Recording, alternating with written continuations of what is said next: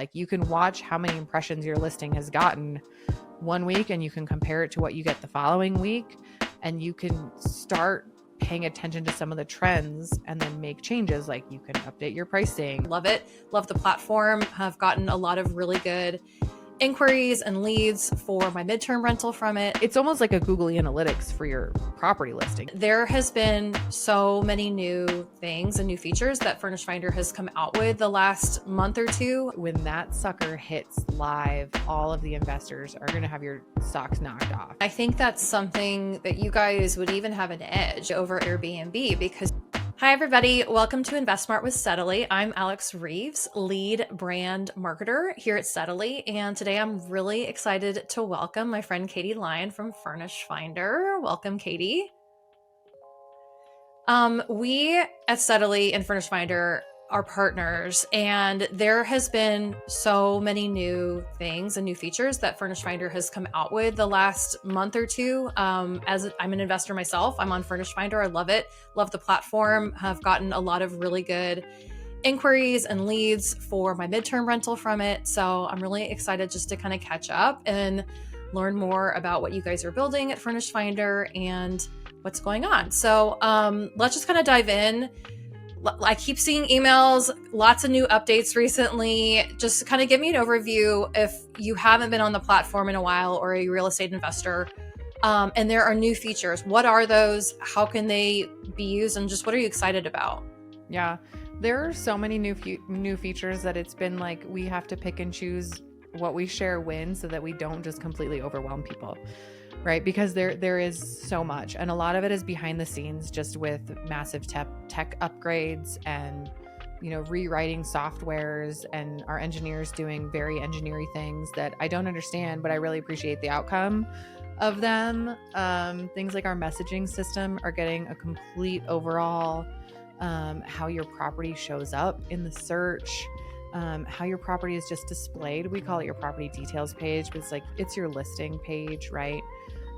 Your calendar, how you can edit your calendar, especially on mobile and within the app. Just so much. Like travelers can now put in a move out date, which they couldn't before, and seems pretty obvious, but it's not. And it's really, really helpful for travelers. Our stats page is undergoing more than a facelift. It's getting like a full body transformation. And when that sucker hits live, all of the investors are gonna just you're gonna have your socks knocked off, because it's just gonna be more data in a much more digestible format that like you can make decisions for your business with. So that's going to be coming out really, really soon. So super, super excited about that.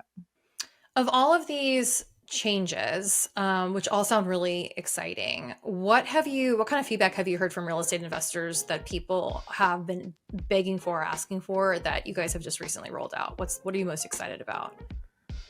I mean, I think it's like kind of a mix of everything. I think for so long, real estate investors knew that like Furnished Finder was the quirky tool that worked. And now we're getting to the point where we can let go of that quirky word a little bit slowly. And people are like, oh no, it just works, right? Like it's just like a platform that it helps me find those tenants. And you know that you're not going to have to work against it. I mean, and we're not done, right? Like we still have a lot of work to do. I will get ahead of myself a little bit and say when that stats page hits, which will be very soon, like that is by far going to be my favorite upgrade we have done in a while. The one that is out already that I'm really excited about is the listing performance panel. And I feel like investors that have discovered it and learned how to use it love it. But I feel like a lot of investors are not fully utilizing it yet. And hopefully they will be. When you log into your dash, it gives you data on your individual listing, which is like, as investors, like we just want data, right? And then when you give us data like on your listing, like I feel like it's that next level that it can just be really insightful. Like you can watch how many impressions your listing has gotten one week and you can compare it to what you get the following week, and you can start paying attention to some of the trends and then make changes. Like you can update your pricing or whatever it is that you want to do, and you can see how those numbers begin to move, which like it's almost like a Google Analytics for your property listing. It's really insightful. Yeah, that's amazing. And I think that's something that you guys would even have an edge, I would say, over Airbnb, because you really can't on Airbnb on that platform, you can directionally see, I believe, how you're comparing, but I don't think it's super specific. And so like somebody like myself, I want to see, is my listing growing? Is it week over week, week to week, really? Am I doing something? Do I need to change something? And so that sounds like that's a feature that will actually be better, for the marketplace. Yeah, and I feel like Airbnb, the way they show the data is more in comparison to other listings, which I feel like is much more helpful with a short term. But with a long term, it's kind of like, how are you moving the needle on your own, right? Like what were your impressions last week? When you logged on Friday and you jotted down the number, and then when you log on this Friday, like, is the number different? Because you really are like, you're not out there to get 15 bookings a month. You want 4 a year. So you're in a race against yourself, not against everybody else necessarily, especially since the traveler types have such different needs. Right. And as an owner, you're constantly maybe tweaking the language or the photos to speak to a specific traveler. So if you see an uptick week to week, you can know, oh, people want to see more of that. I think that's the insight that people should be excited about. So I'm curious, and I sort of, know the answer. I've seen Jeff Hurst talk at different, Furnished Finder CEO, different types of conferences. But what are some of the trends as far as the midterm avatar or audience that you guys are seeing? Who's coming on Furnished Finder more right now, and who's looking for midterm rentals? Yeah. Jeff speaks about everything much more eloquently and with a much larger brain than I do, just because he is Jeff Hurst. But the demand it's really high. It's really, really high. The trends that we're seeing, a lot of corporate travelers. And I think when people think corporate travelers, they only think like guy going to the airport in a suit, going to work on a project for 6 weeks and then coming home. And that's part of it. But it's also, welders or electricians or general contractors or project managers who are going to build new data centers, or people who are going, and helping to build new roads. The data centers thing it's huge. It's huge. But I think overall, there's just a lot more investment in infrastructure and development of these types of businesses, where they have to bring in skilled trade for a certain amount of time. They don't need them for a week. They need them for 6 weeks. They need them for 6 months. But they're specialty trade workers, right? Or maybe they're a project manager that's done this thing 3 times, and instead of hire someone new, they're just going to help that guy get out to Cincinnati for 6 weeks, right? Or whatever it is. It's like this, it's not necessarily a new way of corporate travel. It's just really exploded. Yeah. So with that, I think data centers is what's interesting. I was actually, to your point, in a Facebook group with other midterm rental owners. Today I was looking through it, and somebody was talking about Abilene, Texas, which is in the middle of nowhere. And so, but they were saying that they cannot get enough houses there because for the amount of demand that they have there. I guess this person has several units that's there, and they're constantly filled with midterm stays. So I'm curious, what are some geographic markets that are seeing a lot of growth on the platform or otherwise? So I was in a Facebook group taking a look earlier, looking through it just for the conversation. And there was somebody that had just posted about Abilene, Texas, how they had multiple properties there, which Abilene, Texas is tiny, and how they wish they had like 3 more properties there because they've got so much demand there. And I think, the data centers or growth in these certain, especially the smaller markets, is what a lot of people are talking about. So I'm curious, just what Furnished Finder is seeing as far as some of the fastest growing midterm markets in the US. Yeah, we're seeing a lot of growth because of those spikes with things like data centers and business travelers. Relocation is also a really quickly growing tenant type, people who are, moving even in the same market or to a different market and are looking for a furnished stay in between. Markets that we're seeing with outsized demand, and some of these that are newer, places like Scottsdale. I think Scottsdale has, it's always been high for the short-term market.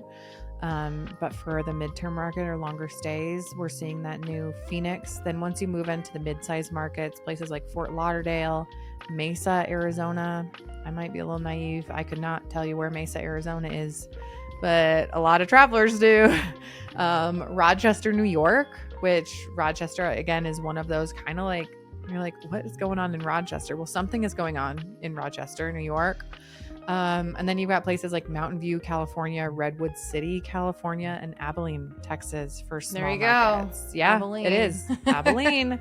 Good old Abilene. Could I tell you where it is on a map? No, I could not, but a lot of travelers can. Oh my goodness. Thank you for sharing that. I think that's where everybody's trying to focus and trying to figure out where I can buy or even arbitrage units. So it makes a lot of sense. This is sort of insurance related, but I'm curious just to know, Steadily, obviously we do the property insurance, the liability that goes with that property, and then loss of rental income, which is what typically is the package that comes with an insurance policy.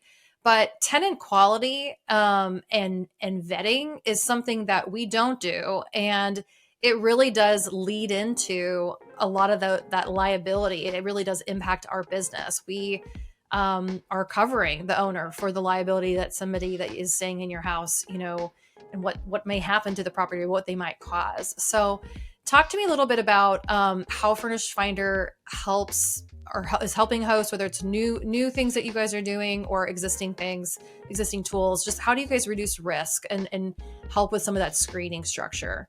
Yeah, we offer a tenant screening product with a partnership with TransUnion. And I would encourage every single person to screen every single tenant over the age of 18. I like to think that the protection starts with Steadily. And then it goes through a tenant screening, and then your lease is also a part of that, right? And you have things like a deposit that also help with, your protection from all these different angles. I mean, for me, I think of it like Steadily is gonna cover my overarching liability, right? And like you said, like my loss of income and my physical property, things like that. The tenant screening is protecting me from hopefully having to deal with anything. It's gonna help me from not knowing what I might not know. And it just is gonna protect my business from, like, it's the operations, right? It's like I know I'm protected even if I have a bad tenant, but I really don't want a bad tenant. And it's not typical to get a bad tenant when you're in midterms, right? And I say bad tenant like very loosely, right? Like what defines a bad tenant? That's, everybody has their different definition. But the people who are traveling for midterms, like, they're people who need to travel. They're not the people who want to travel. Typically, they have somewhere where they're trying to go to next, whether it's their next work contract or they're ready for their next home or they're ready to get back home, right? Like, they're not the type of people who want to turn into squatters. They're not the type of people who want to damage your property or who would be inclined to damage your property a lot. But you still have to, you still need to check your boxes. You still need to do your due diligence. I also like the tenant screening. You as a landlord can cover the cost. It's about $45, but it's typically paid by the traveler. And I like that because that means that when I'm going through the inquiry process with a traveler, they take it seriously enough to pay for that, right? Like, they've got a little bit of skin in the game. They're serious about it.